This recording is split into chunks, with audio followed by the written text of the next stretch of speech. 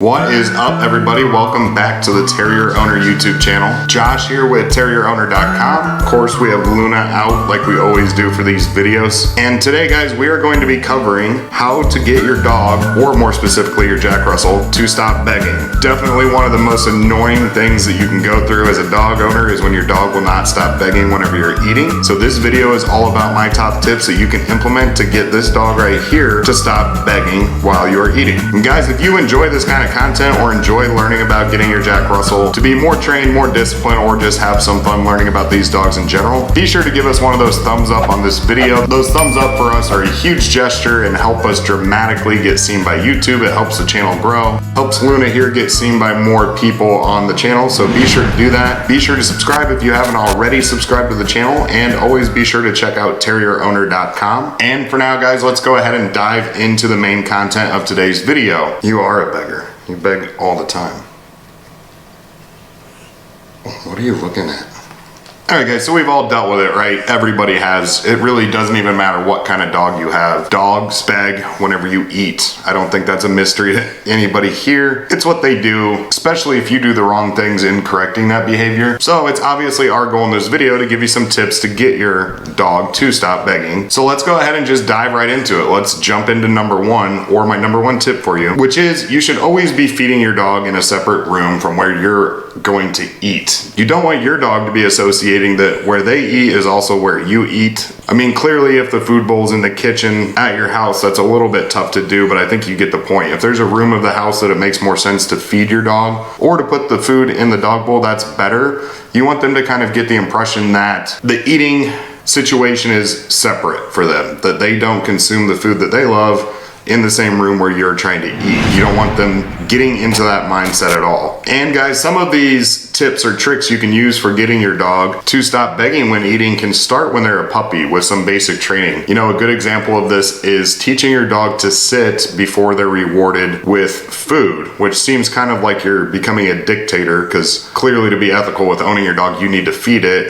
and it seems kind of ruthless to make them do a trick before earning the right to eat. But at the same time, it's teaching them some patience, it's teaching them that you're in charge, and giving them a basic understanding that a prerequisite is required before they're rewarded in such a fashion. Hopefully that makes sense, but if you just adopted a Jack Russell, I would highly recommend teaching them that. Teach them that they need to sit down and be patient as you're pouring their food into their food bowl. Take charge a little bit, make sure that they understand that you're the alpha, and then later, whenever it gets more difficult with the begging, hopefully that makes a difference in how easy they are to train it out of them. Okay guys, the number 3 tip I have for you is you have to ignore it. No matter what is going on, no matter what your dog is doing or how cute they're being when they're begging, is you need to ignore it. Because here's the thing with dogs, and here's the thing with Jack Russells in particular, is that any attention is good attention. Even if you're looking at them in a disappointed manner, just the fact that you took the time to look at them is pleasing to them. So you don't even want to give them the time of day if it's avoidable. If they're just kind of staring up at you from the ground, you can clearly ignore it. I know how annoying it is, but you don't want to reward them with any kind of attention, so to speak. So the biggest tip I can give you when it's taking place is ignore it to the best of your ability. And of course, when you're ignoring it, the number 4 tip I have for you is never ever give in. Once you give in the first time, it's pretty much game over for you. They pretty much have learned at that point that a little bit of persistence on their end nets them the ultimate reward of getting your delicious human food. Do not let them have any opportunity to win that battle with you. Don't leave your food unattended. Don't let them counter surf, etc. Make sure that if you want that behavior to stop, that their efforts never yield any results, and eventually, hopefully, they will give up. My big dog Graham, the yellow lab, he has not given up at this point. He will always be a beggar, it seems like. But Luna is different. She still will be around at times, but she responds much better to the ignore game than I thought that she would in the beginning. So don't give in, ignore it. Eat in a separate room is where we're at so far. Which, if you can't eat in a separate room, the next tip is to make sure you're eating at a much different level than your dog. So higher up at a table. Don't sit on the floor in the living room watching TV while you're eating, where you're sitting right in their path, where they're going to be drooling onto your plate. It makes it much tougher for their brain to kick in and for them to understand they're doing something wrong if it's right in front of their face. You know, the dogs don't really have the willpower at that point to stop those behaviors. So make sure that you always eat at a higher higher level, or make it, at least from a common sense perspective, difficult for it to be impossible for them to resist that urge to get to the food. And if that's not enough, guys, if you guys have a counter surfer like my big dog Graham, your next best bet is to just always eat separated from your dog. You know, I use a dog gate at my house that separates the kitchen from a separate little dining room area. Do that. If they need to be gated in a separate room while you eat, laying on a dog bed or playing with a bone or whatever the case may be with that, do it. You know, you can eliminate the problem yourself right out of the gates just by eating separately from them. It's going to be a lot harder for them to beg and get a reward if they don't even have the opportunity to start the process with you to begin with. Which kind of leads me directly into my next tip, which is give your dog something better to do while you're eating. Again, guys, it's not always about the training with these guys and making sure that you win the battle with them not eating your table scraps, but it's also with you just doing the easier, you know, the path of least resistance. So let them outside to go run around for a little bit while you're eating, or give them a new toy to play with, you know, in that separate room. Give them just something to do that can occupy their minds for a little bit just while you finish dinner, and then you don't have to deal with the begging at all. Guys, one of the next tips I have for you starts when these guys are a puppy. Just like I was mentioning before with teaching them to sit before they eat, you know, it still comes back to basic training and obedience too. Even if it has nothing to do with begging for food, if your dog is already learning, you know, just commands and to be an obedient dog,